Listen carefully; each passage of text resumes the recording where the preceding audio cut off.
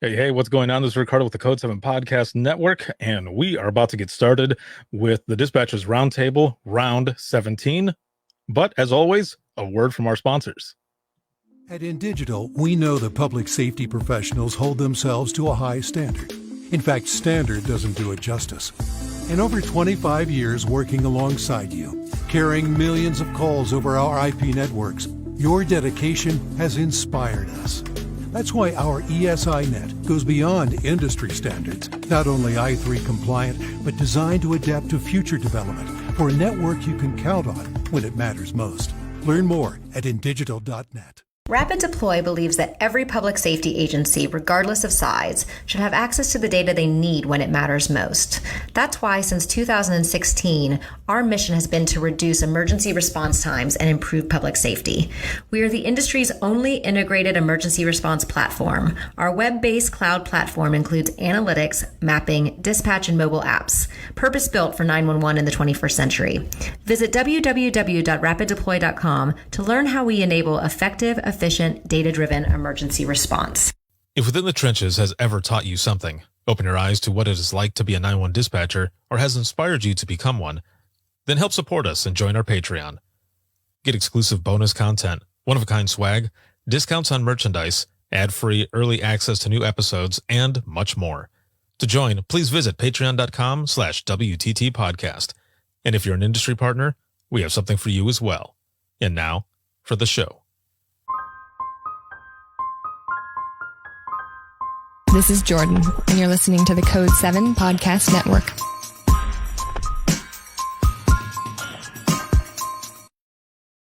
Warning. This episode contains the 3 A's of podcasting: adult content, adult language, and awesomeness. You've been warned. All right. Welcome once again to the Dispatchers Roundtable. This episode has been sponsored by InDigital as well as Rapid Deploy, and this is going to be round 17. Holy hell, round 17. Dude, we're almost on 20. This has been really good. There's been so many good topics that we've talked about, and we are kind of revisiting one that we've done before in the past. There's going to be public education and social media, but we're going to dig a little deeper, see what a couple agencies are doing, and also see what all of you are doing. Ended up putting out some questions for everyone to check out, to answer, and get a few things on there. And there are some things that we're going to be sharing here, some videos and such. So excited for this. We've got a bunch of people checking in here. Hey, Wreck-It. What's up, Joyce? What's going on? Oh, man. That is excellent. I love it. We got Halcyon in here. We got Peggy, new patron, new VIP patron. Thank you so very much for that. A big shout out to the patrons. I wouldn't be able to do everything that I do if it wasn't for all of you, and especially those who watch, listen, share, and support. So thank you so very much, and welcome to VIP patron style and status. Very nice. Your stuff will be going out here pretty soon. So again, thank you so very much. A roll call. Where are you watching from? As we have people who are joining us here, also make sure to hit us up with a reaction and a share of this broadcast so that we can get more people to come in here. And I've got our good friend here, D. And yes, for sure.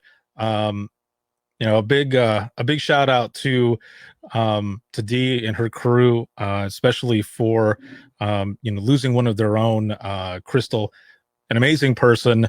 I believe the services were today and such, and forever gold. Godspeed, my friend.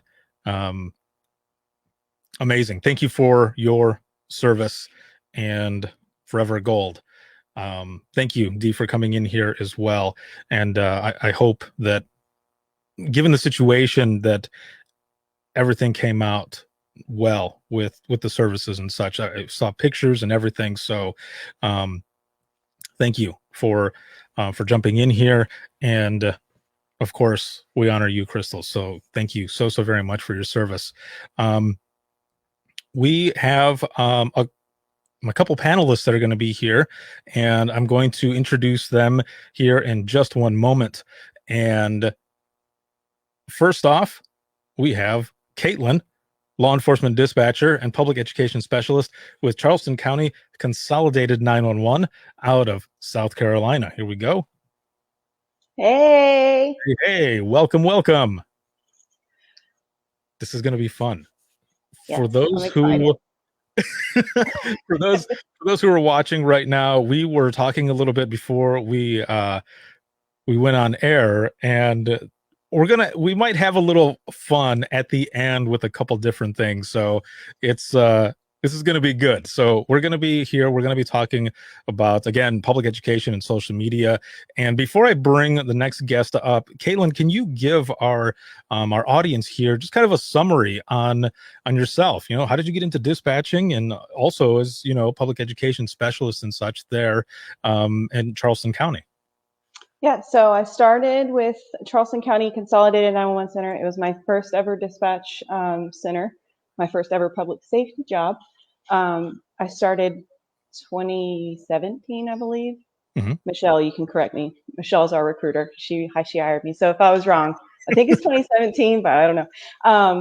I started there, and I was law dispatcher for about 4 years before this public education position opened up under my predecessor, who was then my supervisor, Sasha. And I applied, and I was like, take a whack at it. And here I am. It's about 2.5 years later, I think. Still trucking along. So excellent. So yeah, you've been there, and your director there is a buddy of mine as well. Jim Awesome. Lake, very, very cool dude, man. He's got an excellent story. Every time I talk to him or I have him on an episode or something, I always have to bring up his history because, you know, having grown up and dispatching from his house. Mm-hmm. Quite a story. Yeah, as a kid and all, and, you know, his dad being, chief of police and all. So he's got a long history, but also on the cutting edge of a lot of things, technology, you know, working remote, just all of it. There's a lot of cool things coming out of your center, and public education is, you know, just one of those that's right up there on top. So thank you so much for being here. Honored. Thanks for having me. Again, this is going to be good. I've been wanting to get you on an episode. This one is going to be just as good, but then, you know, hopefully we'll be able to do an episode for Within the Trenches as well to get even deeper into, you know, your story and some calls that you've taken and all.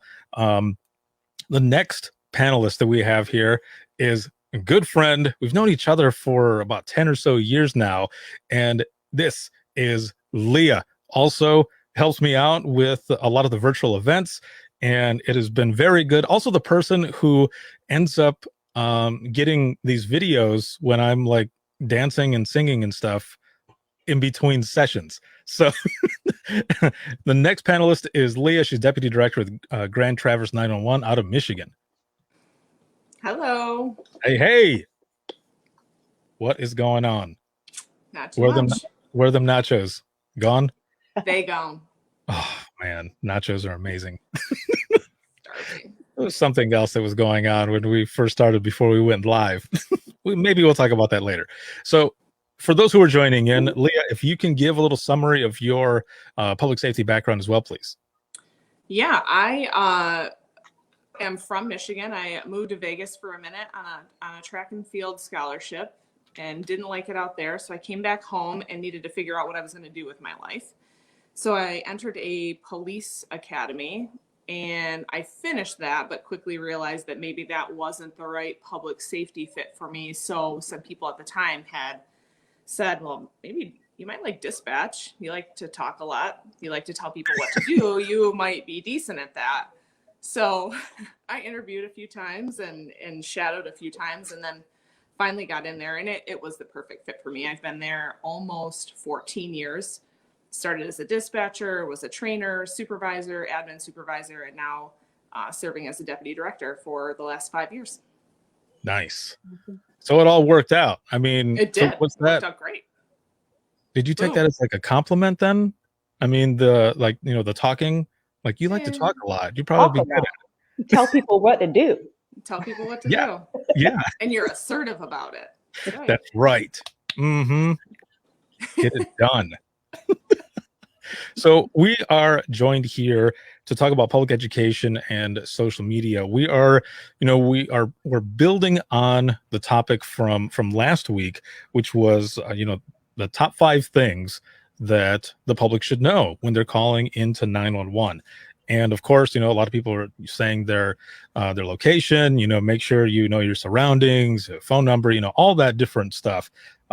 Especially cross streets. That can definitely, that always helps. That's one of the big things in locating someone, especially if there are roads that are close together that have similar names. Those cross streets are going to help out a lot. I say this because I got screwed on that once. I ended up taking the caller's word for it on one road, and then afterwards found out it was the other one because because of that cross street. So, and also because that person that was there, they didn't know, they didn't have their the surroundings and such. So these are key points. These are things that we want to touch on. But this part of it, however, is really going to be for also these questions I'm going to put here in the comments. So for all of you who are watching right now, I'm going to put a couple of questions in here, and I want you to answer these as we're going through these as well. So, do you have a public education program there at your center? And if so, what does it consist of? What all is it about? Is it just a social media thing? Do you go out places? And really, we might be talking more about social media stuff and virtual stuff because of COVID and the pandemic that we're still going through right now. This is a big thing. So this is where you start to think outside the box to be able to do more virtually for public education and such. So Caitlin, I want to start with you. Do you have a public education program, which I know you do because of your title? But what exactly does it consist of? Well, normally before pandemic, it was going to our minor league baseball team, setting up a table with EMS, having EMS do CPR demonstration and instruction, and just talking to people about 911, spin the wheel, all that fun stuff. And I say the minor league baseball team because that was my favorite thing to go to. I'm not gonna lie. So also like going to festivals, going to schools, going to churches, going to anywhere that a group of people or a person would sit down long enough and let me tell them about 911, I would go. That's it. And social media, running social media and stuff like that.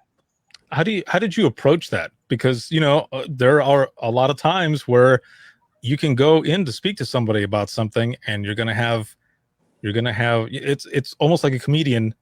They always have hecklers. Yes. I can see that happening as well. I never got the chance to actually go into a school or be at the county fair or anything and set something up to talk to people about stuff. I did one time.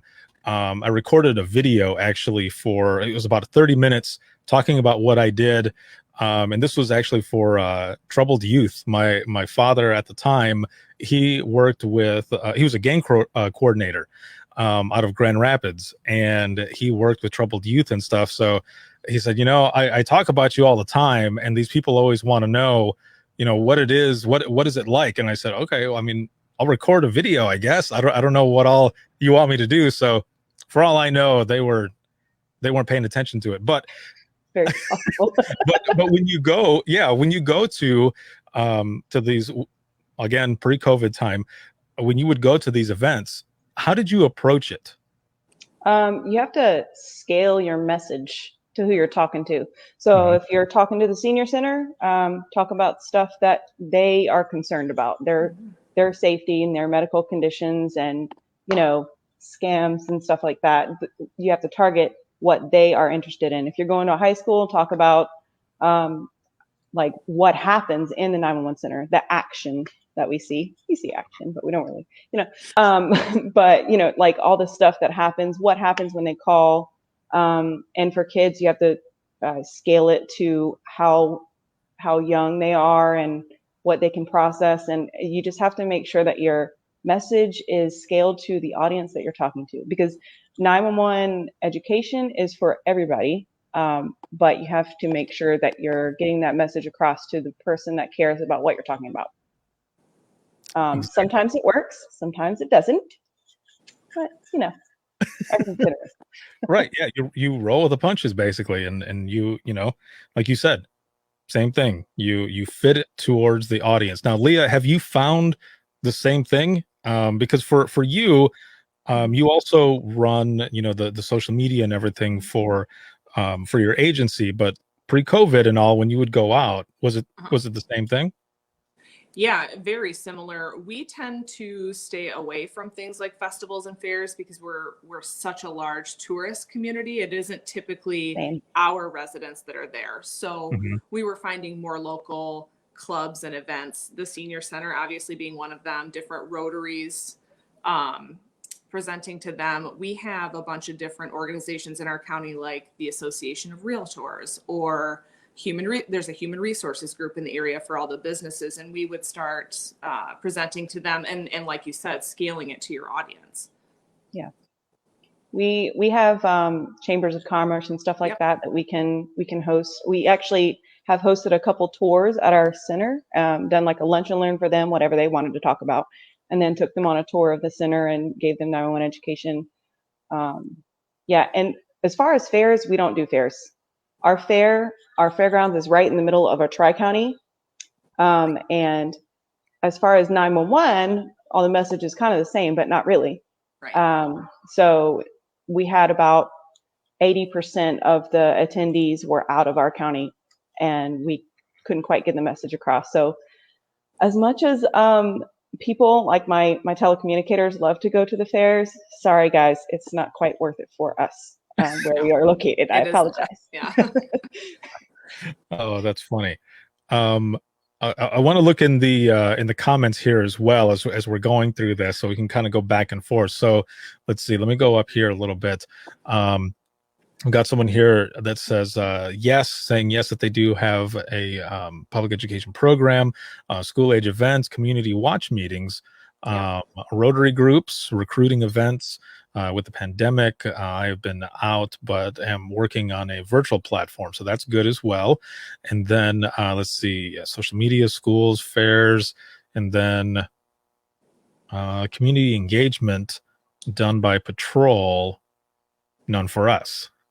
Okay, so that was the case for us for a little while too. Or we found that our sheriff's department, our city police, or fire service was going out and they were giving these presentations and they were talking about us, but couldn't answer the questions that were being asked. And so I'd start getting these emails like, "Hey, what do you want me to tell these people?" I don't. I want to tell these people. I'd rather tell them. I want us to tell these people that are doing the job. And so now they take us with them when they do active shooter presentations, or when they go into the schools. They'll give us like a 15 to 20 minute spot, but it's better than nothing. And they'll let us talk about that piece of it. Man, so how long did that go on? Do you know? Like, how long was that going on before you found out? When did 911 start? 1968? Probably since then. That's true, I guess.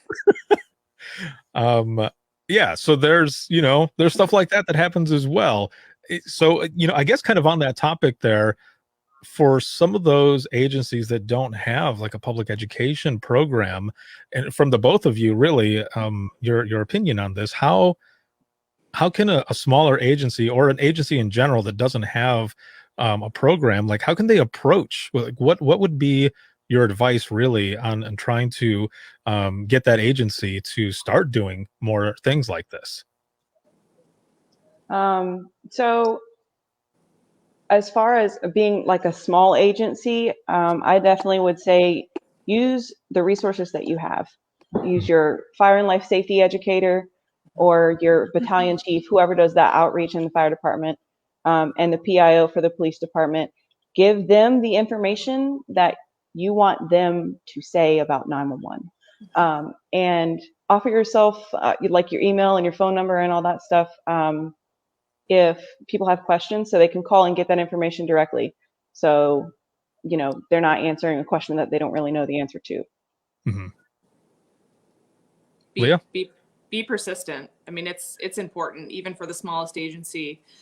Come up with something, maybe a one-sheeter that all these people can take with them, mm-hmm. and start broadcasting the message and have contact information on there, like Caitlin said, because they will reach out. I've seen it in the comments. Can you come and talk to my Boy Scout group or my Girl Scout troop or whatnot? Come to the school and talk about it there. You'll start getting asked to do that, and they'll see the benefit in it. But that same consistent message going out will be beneficial, and then just being persistent, like, hey, we probably should take part in this. Yeah. Yeah, I saw that comment in there as well about the Boy and Girl Scout troops and such. So along with that as well, Caitlin, you mentioned, and I'm sure, Leah, this was for you as well. You've got these Citizens Academies, and they have them, they come in. From your experience, either one of you, whoever wants to start first, what was it that you noticed that, those groups coming in, that they enjoyed learning more about? Like what was something that they really, asked about? For me, when we would have people come in, of course, right away, they would say, you think you can look somebody up? I'm like, no. No, completely illegal. I can't do that. But it was either that, or they were just like really into listening to the radio traffic. Sometimes it wasn't so much about the phone calls, but the radio traffic that was coming in. I remember one person saying, it's like TV. It's kind of like what I've seen on TV. I'm like, well, I guess it kind of, but not really. So, Leah, how about you? Let's start with you this time. What are some things that you remember seeing people come in that they were really interested in? Because this also helps, when you both of you were saying, when you go out into the public and you're trying to shape these, the program for them to really get into it. There's a few things. Oh, it's always the technology now. Like, oh, Mm-hmm. you guys look at 6 screens or 12 screens or whatever it is for your center. It's like, how do you keep track of it all? There are some centers out there that have 12 screens. Dang. There's always that. How do you keep it all straight? How did you understand what they were saying? It sounded like they were mumbling. Well, they were mumbling, but I speak fluent mumbles now. It's just part of the job. And then they always want to ask, can you look at my house on the map? Can you look at my house on the map? Like when we have our mapping system up. Can you see the overview of my house? Yeah, totally. Now I have your address forever, though. Yeah, I know. Right? Now we can look up the premise history. Yeah. As soon as you leave. It's always I think the multitasking aspect of what happens in that room is always really surprising to people, and that it's not a pen and paper. You're not just jotting things down in pen and paper and passing it back and forth. It's this whole system that works together, and people it wouldn't make sense to somebody just walking into a room. Right. Yeah. Unless everything goes down, then you revert back to this is true. Yeah. Knock on wood. Oh, I know, right? For anybody who might be watching this, in dispatch right now. So, Caitlin, how about you? What are some of the things that you saw that people were really into? It was kind of the same that Leah's talking about, or were there other things that you even made you think, oh wow, okay, they're into that? It's so for the tours, the first thing I say when I finally get to our door, this door of the center, I make them pause, and I tell them the rules, no pictures, also, I give them a warning that it looks like NASA Launch Center in there, because we have a big media wall that's bigger than before, and we have more TVs for like situational awareness and stuff like that. And then there's the consoles, huge desks with 1, 2, 3, 4, 5, 6 screens now. And so it's just like overwhelming. And I do that with citizen tours and new firefighters, new deputies, whoever's coming in, because if you don't know what you're walking into, it's like, whoa, shock. So just to let you know, don't freak out. It's still the dispatch center. It's not NASA. But yeah, every time I give a tour, nothing cool happens. Oh, I've had to kick people out before. So Yeah. So sometimes when there's a big tour, me and my recruiter or my supervisor or somebody else will split it up and have one do one side of the room, the other do the other side of the room, then cross. And every time that happens, it's always something exciting with that group, not my group. It's like, why can't I get something cool with my group? But yeah, what they're really shocked about most of the time is like just the technology and like how there's so much stuff and all. Like, why do you have 3 mice on your console? Why are there 3 keyboards? What do you do with all this stuff? Like, so yeah, it's that explaining that is really interesting to people who have never been into a dispatch center. So. Yeah, I had similar instances, but just like you, I think there was only one time that we had a group coming in where things hit the fan, and it was just I think I said it last week. Someone was like, they gasped, but other times it was like this. What Halcyon says, it gets awkward though if they come in during a slow time and you're trying to look busy. That's exactly. There was a couple times actually where they forgot to tell us that a Citizens Academy was coming in, and there wasn't a lot going on. It was snowing, and so there wasn't a lot of calls coming in either. And we see all these people walking by, and we're all, trying to eat our food as it's now falling out because we're trying to hurry up and get things cleaned up. We're like, hey, fool, like sit up. Right before they walk in. But yeah, that initial shock, like in our center, they would come in through the break room. So when they would come in, they would see all of dispatch before they would really get into the stations that we were sitting at, the consoles. They would take them and they would open up the door and just have them look at the back room where like all the servers and everything else is that's there. And they would walk them through that, and that would be a shock in itself. But then seeing everything else and listening and watching us do things, it was the same thing. It was that moment where they're just, wow, like this is pretty intense. Like, yeah, it's what we do. Pretty cool. Yeah. So what in your public education program, like, is there anything, and this is specific to each one of you, and also all of you who are watching this right now, if you can please put in the comments, what makes your program unique? Caitlin, we'll start with you. I don't know. I feel like my program is just the same as other agencies of my size. That's how I feel. But Charleston County is a very unique dispatch center in that we're not the sheriff's office, we're not EMS, we're not the fire department. And that in itself is hard to explain. Mm-hmm. And we also have some different, like, we have call if you can, text if you can't, but we also have the website to explain. So we have to explain that, how you use the website to report an emergency and why you would need that. And that's kind of unique in my department. And also, like, our area is covered. Actually, okay, so we dispatch for some agencies that cover areas that are not within the county. Mm-hmm. Because they cover that area and we cover them, so we're dispatching for them in that area. That's really hard to explain to somebody who lives in a different county, because our name is Charleston County Consolidated 911, but we also dispatch for areas in Berkeley and Dorchester, and that's confusing to them. So that's hard to explain too. But yeah. Excellent. So we've got someone in here, Amber, so she's being modest. Amber's been to my dispatch. I think she's been to the dispatch center. She's been to Charleston at least. So. Yeah.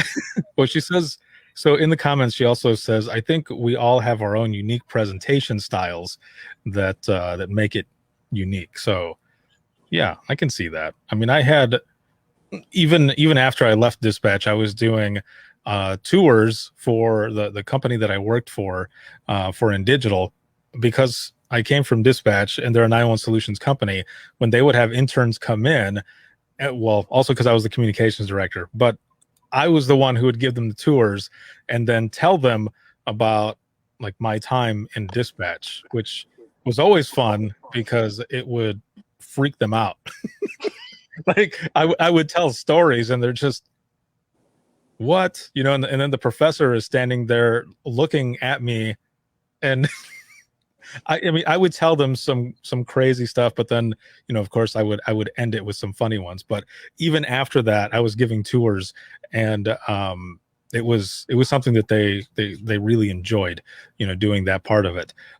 So, Leah, how about you? Is there anything like really unique that about your program? No.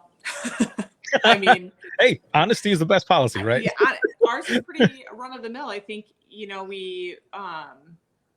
we present to anyone and everyone, and we tailor it to them, which I think is really important and what most people should be doing. I know there's probably still, Bueller, anyone, 911, like just. I still feel like that sometimes. The same. You're not. You guys do such a great job.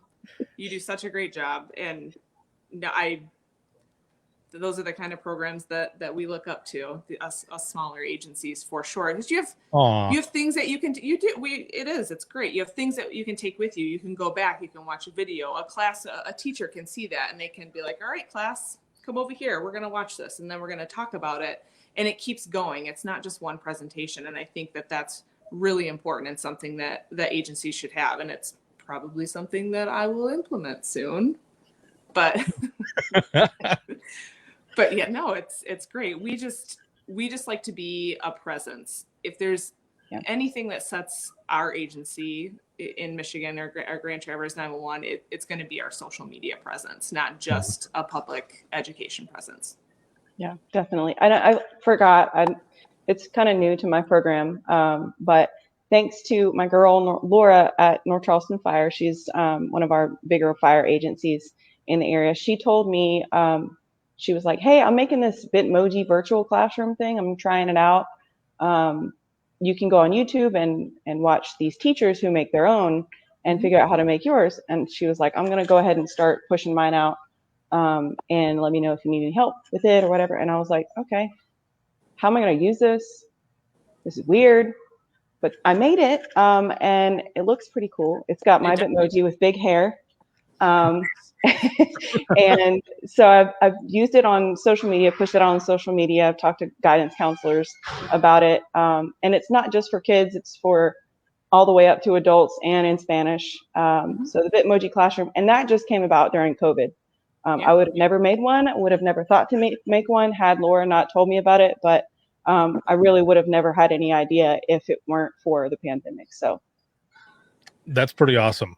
So on that note, because what we're living in right now, this reality of the pandemic and COVID and everything, I mean, when you think about public education, what are some of the things that you all are doing, and also those who are for those who are watching, to kind of maybe help them also with some stuff to put out? Like, what are some things that the public should know, I guess, with COVID now? I mean, are there any special types of pieces that you're putting out there with public education now?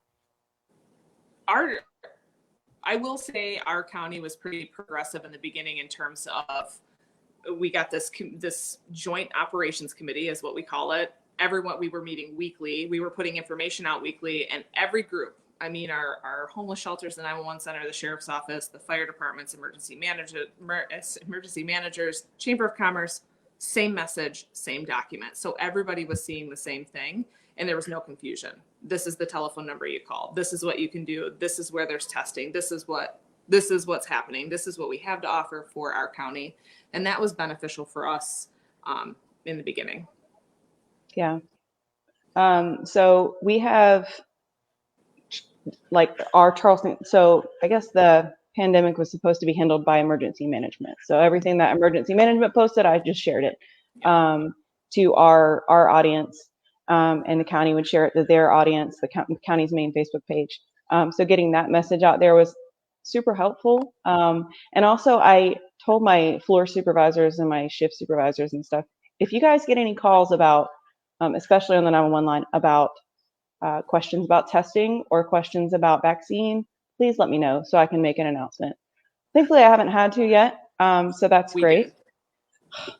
did. Yeah, 911's not going to give you a vaccine. I'm sorry. We'd love to just, put it in the arm, but you can't. That's not our job. Right.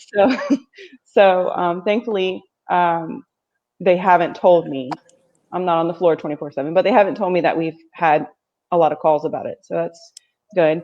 But another thing that we've run into with the pandemic is we have a long time ago, we started asking questions, COVID related questions, to pretty much every caller. At first, it started out with like certain problem natures, but then it was like everybody all the time.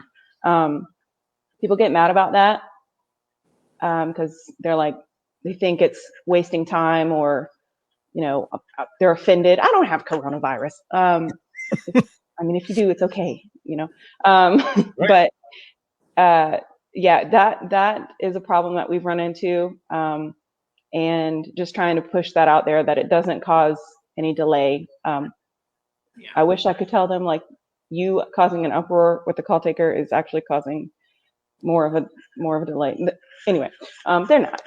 I mean, but I completely understand, and that is true, and it's hard to be that blunt and truthful. Yeah. But yeah, and thankfully after we get the problem nature, generally on pretty much every call, we already have people going. So after those questions are out of the way, then it's the COVID questions. So really, it's not delaying anybody going.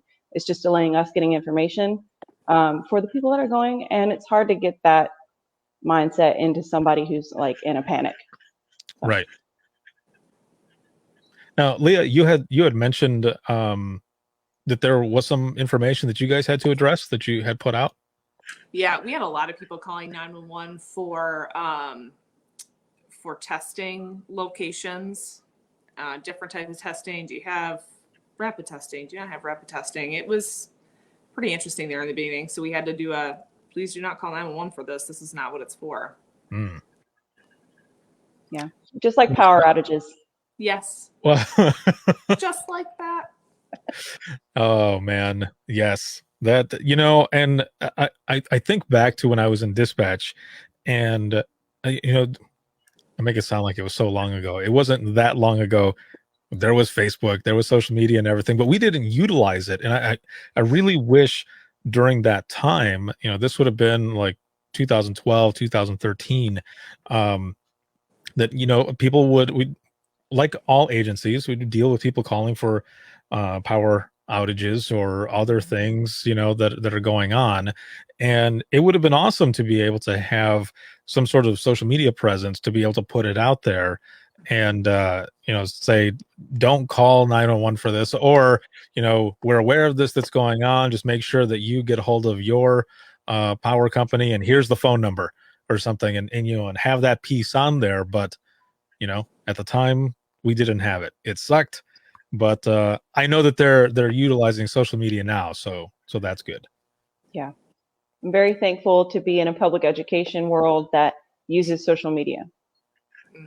It makes it a lot easier to get my message out quickly, because I can't always call the county's PIO and be like, hey, can you make this post and da da da da. It's just better if I can say, hey, I just made this post. Can you share it? Because they have a bigger following than us, and it's just easier for them to get that message out if I've already posted it. So super helpful. Perfect. Now, Leah, as we transition into the social media piece of this, now there's a couple of videos that I want to show as well, but I'm going to keep this part for the social media side of it. You have a pretty big following on your page. So, and I know you talked about this a lot, but yeah. How did you what were some of the things that you did? So for everyone who's watching right now, maybe some tips or anything that you can give just from your experience. How was it that you were able to get that much of a following on on your page that you run for Grand Traverse? I always joke that it was movie lyrics and or movie quotes and song lyrics. Mm-hmm. But really, we took the approach, I think, anymore, if anybody's going to do social media in their dispatch center, they kind of need to decide what their identity is going to be out to the social media world. We had no idea what we were doing in the beginning, and by luck, we had a natural disaster in our town. We had, I think, 13 Facebook followers, and after 48 hours, we had somewhere around 3,000. I mean, it was instant for us. Wow. And then it was kind of like this light bulb, like, oh man, we can really get some information out there that are going to affect people right now. And I think that's when we decided that's what our identity was going to be. Yes, we're going to put information out about 911 and other numbers that you can call, or if there's a power outage, here's the link to the outage map. But if there's an accident that's blocking a major intersection, we're going to tell you about it. Or if there's cows in the roadway, we're probably going to find a pretty creative way to tell you about it. And giving dispatch a human identity instead of a robot or just an operator was something that was really appealing to our community. So we started being humans on there, and they knew it was a human being that was answering your phone call, or they know it's a human being. And no, not everybody treats our dispatchers great when they call, but we've seen a lot of really good things come out of our social media page, including news outlets do not call us anymore. At all. Whoa, hold on a minute. Hold on. Whoa. So, as long as I've known you, yeah, as long as I've known you and that I've known that you've been doing this, that part I don't think I knew that. Yeah. So everyone who's watching this right now, we'll make a post and it'll start getting shared, and then all of a sudden you'll see it on our local news outlets, according to Grand Traverse 911 Facebook page, and they take it and roll with it. They don't call and interrupt us anymore. Interrupt our dispatchers, let's say that. But it's kind of one of those calls that you don't have to take in the middle of some incident. So that's one of the beneficial things. Like I said, it gets information out really fast, and we're thankful. We have roughly, I think there's 95,000 people in Grand Traverse County, and I think we just surpassed 56,000 followers. So that's way better than us. Man, it's a lot of jokes. I made a saying Mr. Ed on there one time, and there are horses in the roadway. Come on, man. Well, and that's what I was going to ask you is what are some of the posts that you put out there that were, I guess the most creative and ones that people really got into. I remember there was, I can't remember for the life of me now which one it was, but I remember you told me about it, and you were answering and responding to posts over and over and over and over all over the place. I don't remember how long you had been talking to people on that one, but it went for a while. That we're interactive if time allows, which most of the time it doesn't, but if I can hop on there and be interactive, I will be. The animal posts are always pretty funny, just because people are like, oh, whoever's cows are loose again, or there's a horse or whatnot. They seem to think that that's pretty funny. Our blunt, honest ones usually get a lot of following. We had a minor party one time right in downtown Traverse City, and about 30 cars got towed because the cop went to the door and was just going to ask him to quiet down, and they slammed the door in his face, called him a pig. Just not a good situation. All the cars were parked illegally after hours, so all right, you're going to slam the door in my face, I'm going to tow every single one. So hey, if you were at a party on 2nd Street and your vehicle was towed, here's where it's at. Your parents can go and pick it up for you. Like, oh man. Oh wow. That was a big one. Great. If you live in a snow community, your 911 center undoubtedly gets calls. What are the roads like from here to here? I have a doctor's appointment. Should I go to it? And it was just, one day it was overwhelming, and it was kind of one of those, I don't want to be rude, but I really want to be honest. And so it was, if your road name ends in literally anything from A to Z, has an emoji in it, punctuation, it's slippery.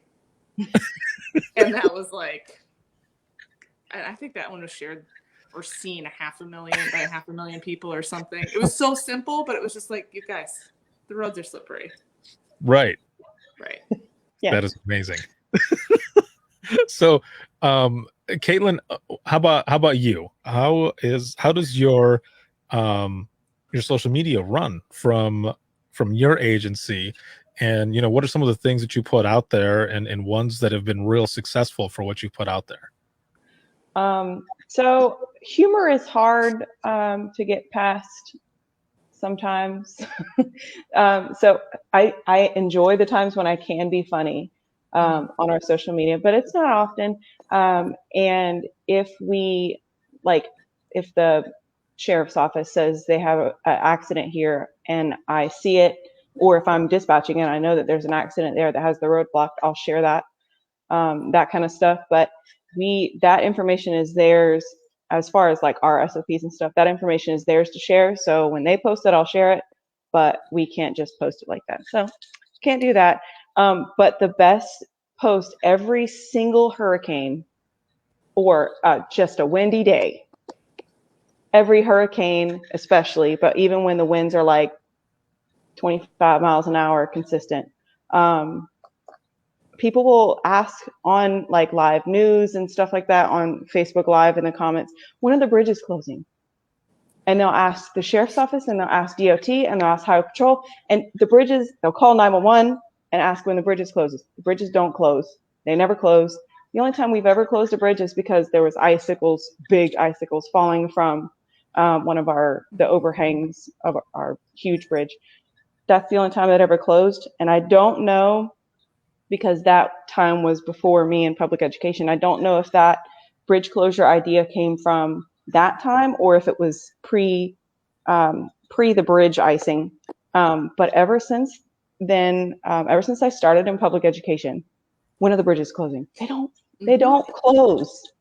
And every time I post that, I post it like pre-tropical storm when we're 3 days out, 4 days, 2 days out.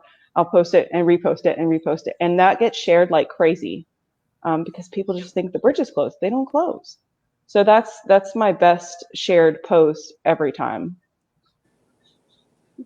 So when you were talking about, hurricane and such, or even a gust of wind, the first thing that popped into my head are those memes that always shows, the hurricane coming in and the picture of Ross from Friends on there, and it says pivot.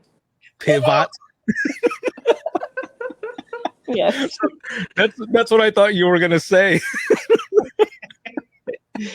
Yeah. Because I can see that going, as well and everything, but putting that out there for the bridge and stuff, I can see where that would get shared all the time, because just like Leah was saying in for slick roads and stuff, people are going to keep sharing it and sharing it and sharing it, which is so good for the both of you that continues to go out, because then I guess, so do you still get calls, Caitlin, even though you all put that out there for the bridges and such?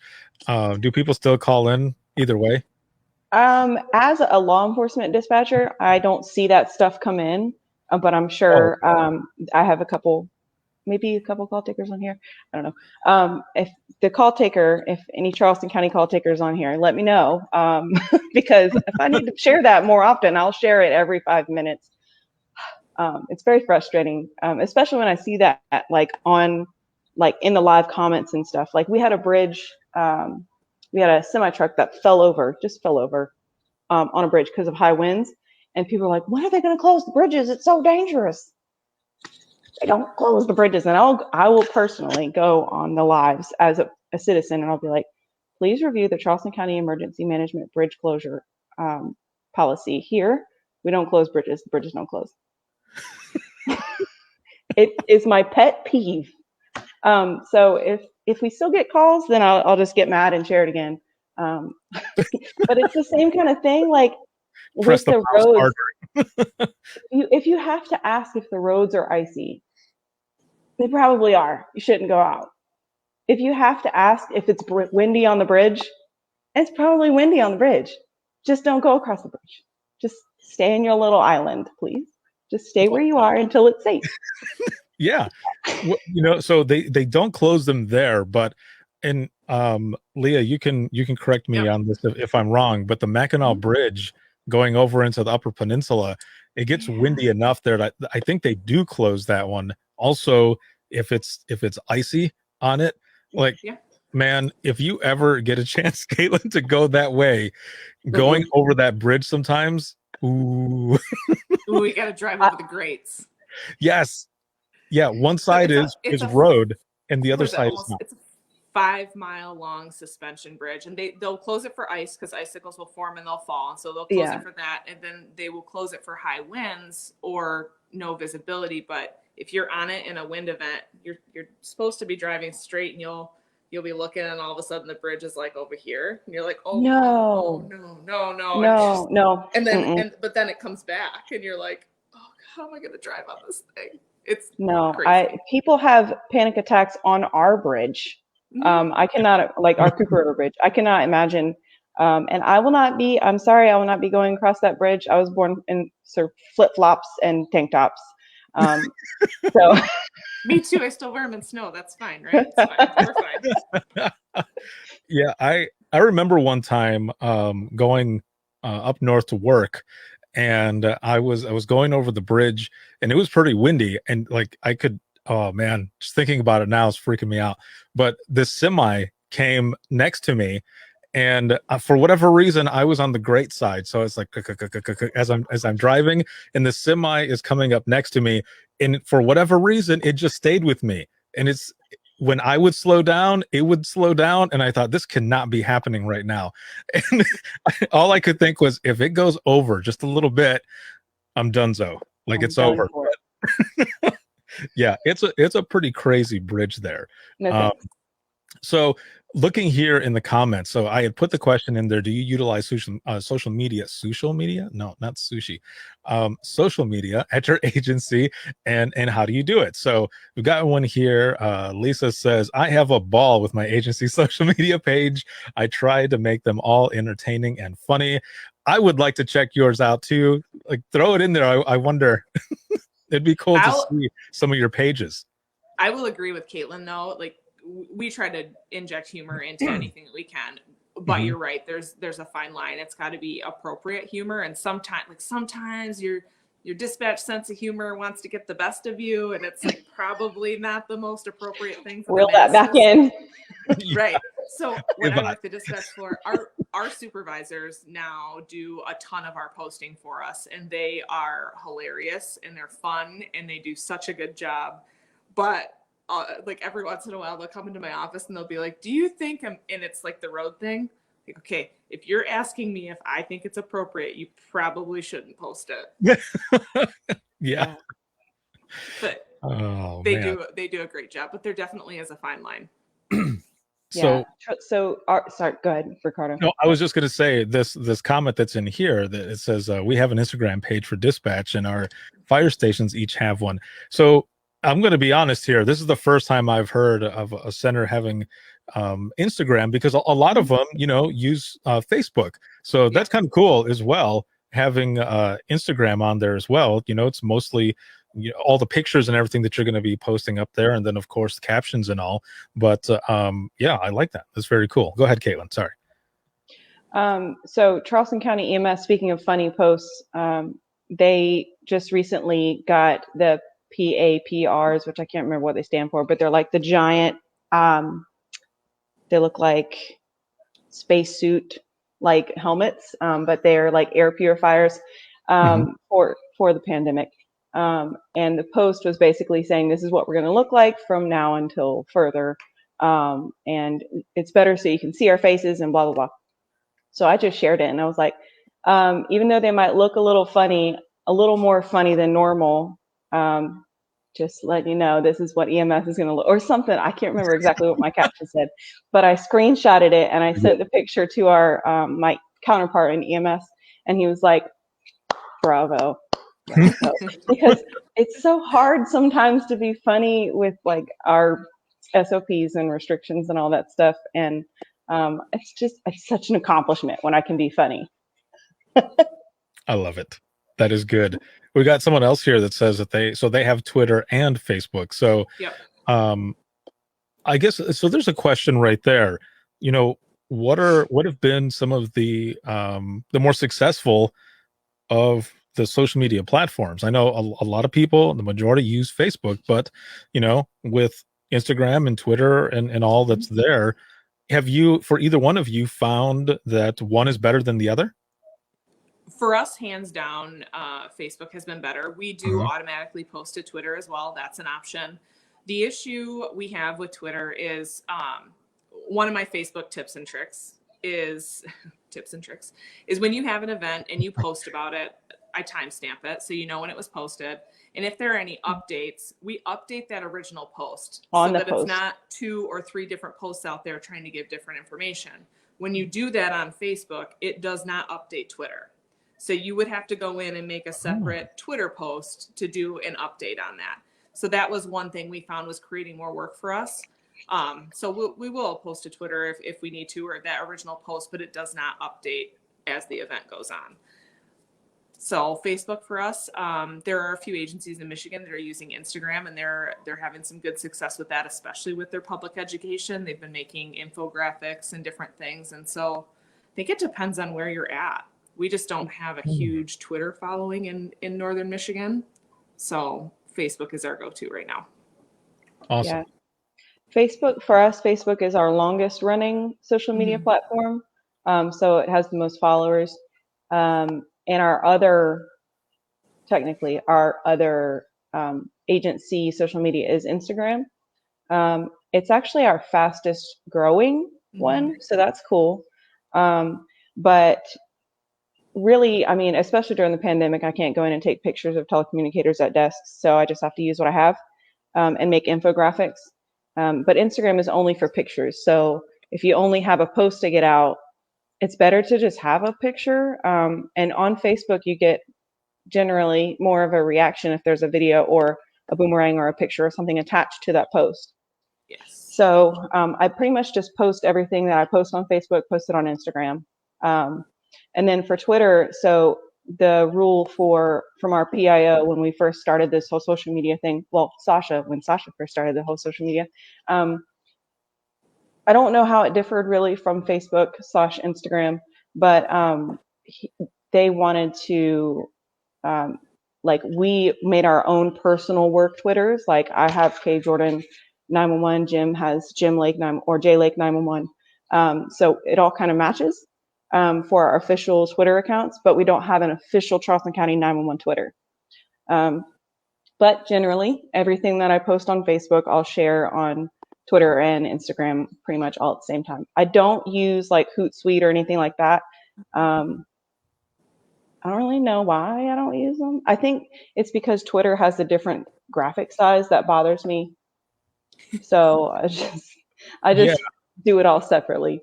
Well, so for those who are watching and for you as well, so I use Hootsuite all the time, and they've switched up the imaging, I guess, on Twitter now. So I can, any image that I would put on LinkedIn or Facebook, no matter the size, Twitter ends up putting it in there the same size. It's a little smaller, but it doesn't cut it off or anything. It's the actual maybe image. I should try Hootsuite now. When you see it, sometimes it looks like it's, you know, in half or something. I've seen with a couple of them, but you just click on it and it shows the whole thing. Or it'll look one way on Hootsuite, but when you look at it on Twitter, the image is perfect. For myself, it's Instagram that is a pain in the ass, where I end up having to do something separate, specific in a square, like an 800 by 800 image, so that it'll work. So in talking about this as well, are the both of you utilizing like videos? You have videos that are going out and all to explain a lot more of certain things? Yes. Yeah, videos definitely help. Short ones, though, attention spans aren't great on social media. So to Right. put like a small movie on there doesn't usually Yeah. work out. So I try to keep them a minute or less if possible. Yeah, I try to stick to a minute or less too for like quick PSAs. And I mean, I have so much to talk about. We have so much to talk about, and I can't put it in every video, but a minute or less is best for the attention span. I do make a small video every year. That's our like holiday Christmas tradition. And that usually does okay, pretty well. But that's the only thing that's really over a minute. So Nice. Yeah, when I was when I was in college and we were doing all this stuff, all these videos early on, the sweet spot from what we had been told then was a minute and a half to a max of 2 minutes, and that's it. And a lot of the platforms do that still, but then towards the end, Instagram and adding videos, when they added them, it was only a minute. So I'm the same way as the both of you now. Unless it's something that has to be longer for Instagram for the IGTV, then I make it a little longer. But otherwise, I try to make them all a minute or less, because I mean that's just the way it is. Hopefully, it doesn't get shorter than that. I mean, there's actually a lot that you can put in 30 seconds, but yeah, it's different, man. Different times. yeah. Okay. So Amber here. So I want to look at the comments over here really quick. She says Hootsuite. Is that what I am hearing? Yes, Hootsuite. Yeah, it's you can set up all of your social media platforms in one place, and you can post all at the exact same time. You can even schedule them so that they can go out at whatever time that you want to. So like for myself, I'm doing social media stuff all the time. For example, the Be the Difference conference, I had all the speakers that I would put out there about 30 minutes before their session was going to go on, just so that people knew that they were going to be coming up. I did that 2 days prior. So then I'm able to do whatever it is that I want to do. And those posts are going out automatically because they're already scheduled. So Hootsuite is awesome. There's a free version, and then of course the paid version, but there's a lot that you can do with that platform. And those scheduled posts are really important too, just to keep your page, like when you're doing it to social media, to keep your page relevant. I mean, there's an algorithm that keeps it being seen the most. So I don't want to jam up anybody's news feed with worthless information, but maybe it's a slow day and you don't have a ton to post. Having the scheduled option is really nice. Yeah, very. So I want to show a video here really quick. Hopefully I can pull this up here. So I want to play this video really quick just to show some of this. It's kind of funny though, what's on the right side. Just like on YouTube, when you're playing a video and you have all these suggested ones, there's one of Elvis on here and a few other things, some Nicki Minaj and a few other things. So, and it's going to show it on there. So yeah, so I'm going to go ahead and share this because I want to show this as, as an example of one of the videos. So here we go. I'll pull this up here. And there it is right there. All right, here we go. Did you know that there are 3 ways to contact 911 in Charleston County? Call if you can, text if you can't, and connect if you must at 911helpme.com. Do not post your emergencies to social media. Our accounts are not monitored 24/7. Instead, report your emergency on 911helpme.com if you must.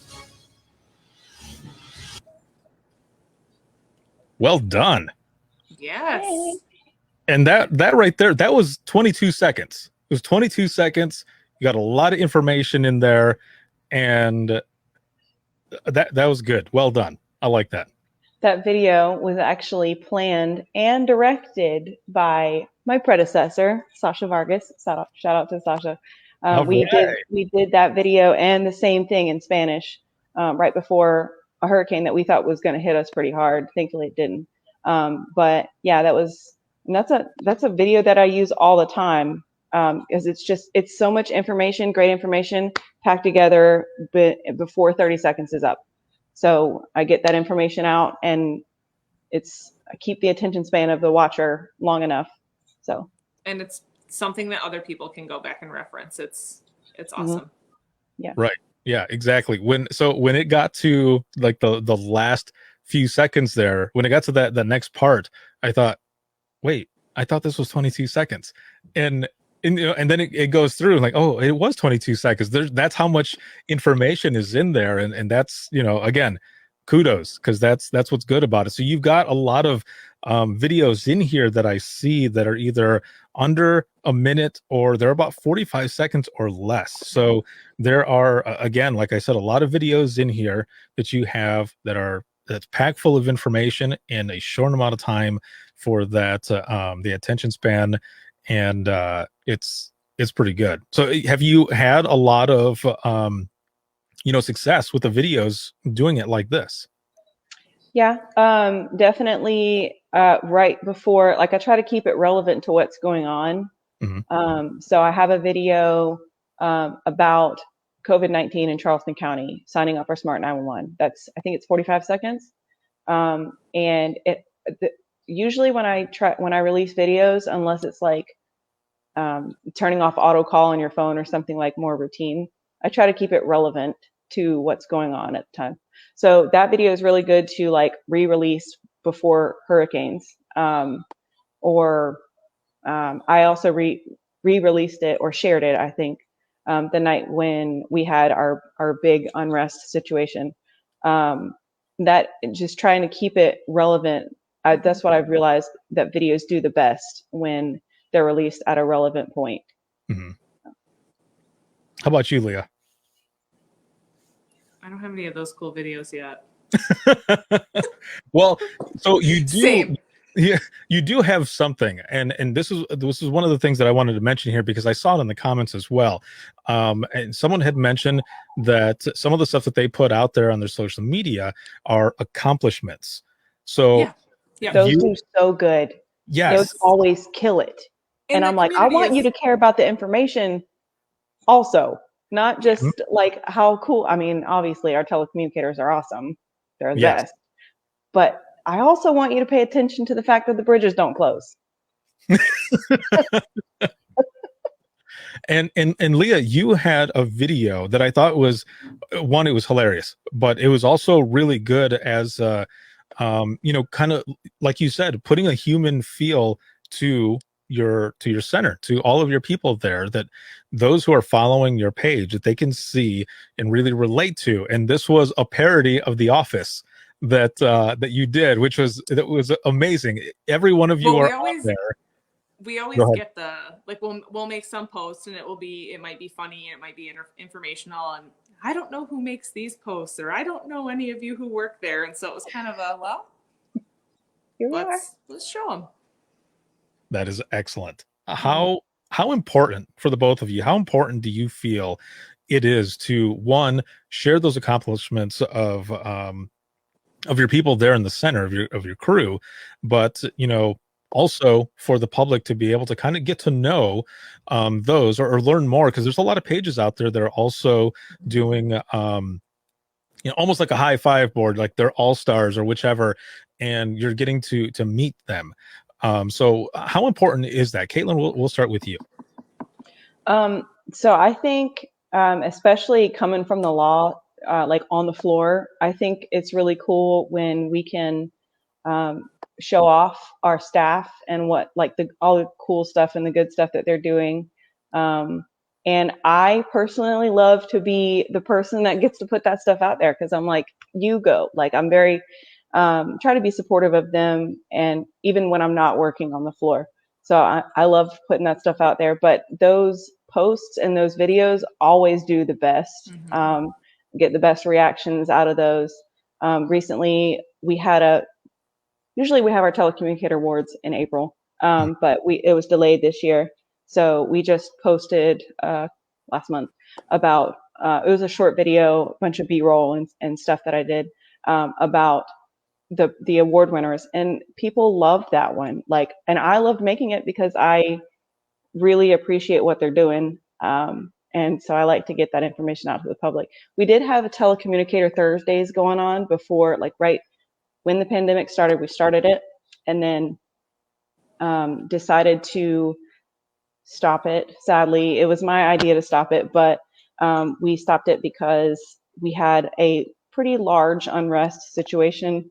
So I was like, if I was a telecommunicator, I wouldn't want my name out there necessarily right now. I wouldn't want my kids' faces out there on social media. So I was just like, I'm just going to take it down. So I screenshotted them for like FOIA and stuff like that because it's permanent, and took them down. So I did that because of the safety of our telecommunicators and their families. Those were really fun though. I love doing those. So sadly, can't do them, at least right now. Right. And dude, I didn't even think about that, until you said that right now. There was a lot of stuff that was going on, and yeah, for sure, it's awesome to be able to put that out there and have them get that recognition and everything. But in some of these times, yeah, you don't want to put that stuff out there. How about you, Leah? The importance of that. It's really important. It's widely known that people are not calling 911 on their best day. Everyone knows that. Yeah.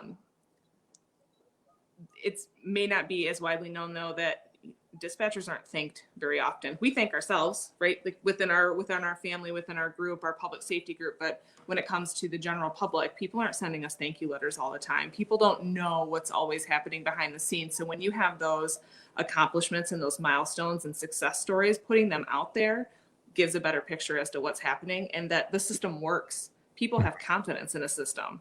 They have confidence in success stories. And so for us, it's really important to get that information out there. We won't force anybody to be put on social media because like you said, anything could happen. You don't want your face out there, your family's face or whatnot, but you still can explain the situation. You can give a rundown of what happened without plastering somebody's picture on social media. So yeah. It's very important. And then in turn, it does get a really good following in the community. Your citizens are, thank you. We can't thank you enough. I could never do that job. Your dispatchers and call takers are reading that. And that's a roundabout thank you that they wouldn't normally get under normal circumstances. So right. As much as we can, we try to put them out there. Yeah. And it helps the viewer see that somebody with this face is actually behind yes. the phone calls and the radio transmissions. It's not just what you hear on the news and this voice that comes over the radio or somebody taking a 911 call. It's actually Caitlin or whoever or behind that and doing that instead of sometimes when they call, it's like a faceless reaction, a faceless interaction. So having a face to put to that job it helps a lot. And that's, I think why tours do so well too, because they're like, these are the people that actually do this. So it right. helps put a face to a faceless group of people. Yeah, exactly. So as we go into the wrap up of this round, which has been awesome, there's a lot of information that has gone out there and just in, the comments, people, putting in their own stuff and then, like Hootsuite asking about that. There might be a lot of people who have not heard about Hootsuite. So that's good. But there was one comment in there that I want to address and I want from the both of you, your advice on this as well for anyone who is not utilizing social media right now. So there was a comment in there where someone had said that they wish they could use it because it would be a good tool, What, in your thoughts, or some advice, some tips or anything on asking admin, deputy director, whichever, on being able to utilize this tool for public safety and getting more information out there, because just from listening to the both of you, there have been a lot of good things that have come from it. And Leah alone, the fact that you put stuff out there and the media is not calling because they're checking out the page because they know what's going to be going there. That's good stuff right there. But I want to start out with Caitlin here first, because we've got two different perspectives here. So for Caitlin, from you, what would you tell someone who is trying to approach their admin on utilizing social media for their agency? So me personally, I wasn't the person that started the whole social media for our 911 center. So I wasn't the founder and all this, but my suggestion would to just show, like, go on 911 center pages, take screenshots of good posts and stuff that you wish you could get out to your community, and create a presentation or a proposal, because social media is a big deal. It puts your people and your center and all the good and bad out to the public, about what's going on. So sometimes directors or admin or mayors or county administrators, that makes them a little nervous. Even police departments, it took them a long time to get on social media. So it might have to be like an ice block, just keep chipping away at it. But make a proposal and do your research, and show the benefits of social media and having that ability to get your message out, because your message is not the same as the fire department's message. It's not the same as the sheriff's office message. It's not the same as emergency management. It's all different, but the same. And it's best for us to be able to get our specific message out and then share everybody else's. Excellent. Thank you. And Leah, on your side of it, as the deputy director, so you've got, this other side here of this question, but from you, for anyone who's looking at approaching admin, or if I was to approach you for, social media, like what are some things that that you can think of for those who are watching right now that just some tips, some advice on the same thing, to utilize social media for their agency? Yeah, if you're going to approach your admin, be prepared. Like Caitlin said, do your research, look to other pages, ask them. Don't just look at them, find a contact there. Ask me. You can reach out to me anytime. I have no issues sharing any of that.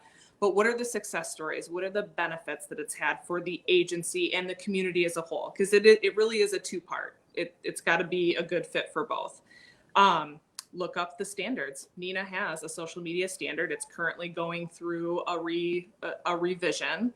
But there are standards out there. Address some liability issues. How are you going to access it? I mean, come up with a really good plan that takes liability off the dispatch center, that shows a benefit to the community, that shows a benefit to the dispatch center, and be kind. I maybe wasn't as kind in my approach in my young dispatch days, and that may not have helped me. But in all honesty, people aren't, when you talk about getting news and you talk about getting information, people aren't saying, I saw on CNN last night. It's, I saw on Facebook, I saw on Instagram, I saw on Twitter. At this point, it's almost foolish not to utilize those same outlets to get good, consistent information out to your communities. Yeah. And a big thing in our areas, especially with the county's PIO, is to make sure the citizens know to follow trusted sources. Mm-hmm. So that's, your agency can be a trusted source. You get that information out. The news can get it out too, but you can get it out too. And the sheriff's office can get that same information out with their context. But it just helps to give us a voice. So social media is definitely, I mean, there's some negatives, yes, but I think there's definitely more positives than there are negatives. So. That is always good to hear as well, because that was one of the things I was waiting to see in the comments if anybody had anything like that. But as with anything, there's going to be some negatives there. But I can see just from listening to you all and from reading in the comments, the positives outweigh those. So I want to look at the comments here really quick before we go off air here, before we close this out. So Joyce was asking, was it Dare to Be Great one that had a presentation on social media? And that was Leah. That was the pre-con day. You can find that link on withinthetrenches.net, and you can go back, you can register for that, and you can watch it. It's there forever. So Lisa here says a presentation is probably best. Do your homework, create a sample policy. We are a regionalized center, so we are under a specific department, so we have a lot more leeway than most agencies. Peggy here asks, however, does anyone have any sample social media, public education initiative policies that that they can share? Mm-hmm. Yes. So yep, I do. I want to add this in the comments. Yep. So and I'm happy to send that out. Yes. Yeah. And also, if you have a policy like that, you can send it to me and I can add it into the Dispatchers Roundtable channel on Discord there in the trenches, and people can get it from there as well. Building this community, so this information is good to be added there for anybody else who is looking for it. So thank you both so very much for being on the Dispatchers Roundtable, this round 17, talking about public education and social media. Thank you to the audience for being here as well. And there's so much information on here. I hope you were all taking notes. But good thing is that you can always watch it. You can always go back and watch it, whether it be on YouTube, Twitter, or Facebook. So again, thank you both so very much. And I'll be right back here with you, with the both of you. And for those who are watching, if you have any comments, questions, or you want to be a guest on the show, you can email us, and that is going to be wttpodcast@gmail.com. There it is right there in the bottom. Once again, wttpodcast@gmail.com. You can follow us on Twitter. That is @91podcast. You can like us on Facebook. That is facebook.com/Within the Trenches Podcast. This Dispatchers Roundtable Round 17 has been sponsored by InDigital as well as Rapid Deploy. You can see this on Facebook, LinkedIn, as well as YouTube. And then for the flagship show, well, we'll get to that part here in just one second. If you are looking for any bonus content, because the shows will always be free, but if you're looking for any bonus content, you can check us out, and that'll be patreon.com/WTT podcast.